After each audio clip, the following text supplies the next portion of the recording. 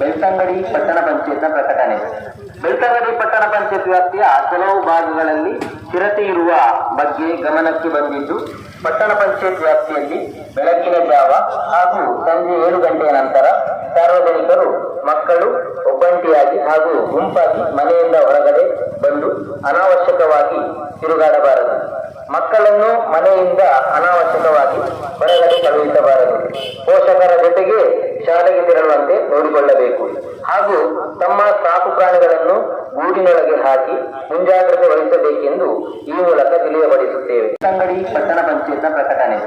ಬೆಳ್ತಂಗಡಿ ಪಟ್ಟಣ ಪಂಚಾಯತ್ ವ್ಯಾಪ್ತಿಯ ಕೆಲವು ಭಾಗಗಳಲ್ಲಿ ಚಿರತೆ ಇರುವ ಬಗ್ಗೆ ಗಮನಕ್ಕೆ ಬಂದಿದ್ದು, ಪಟ್ಟಣ ಪಂಚಾಯತ್ ವ್ಯಾಪ್ತಿಯಲ್ಲಿ ಬೆಳಗಿನ ಜಾವ ಹಾಗೂ ಸಂಜೆ 7 ಗಂಟೆಯ ನಂತರ ಸಾರ್ವಜನಿಕರು, ಮಕ್ಕಳು ಒಬ್ಬಂಟಿಯಾಗಿ ಹಾಗೂ ಗುಂಪಾಗಿ ಮನೆಯಿಂದ ಹೊರಗಡೆ ಬಂದು ಅನಾವಶ್ಯಕವಾಗಿ ತಿರುಗಾಡಬಾರದು.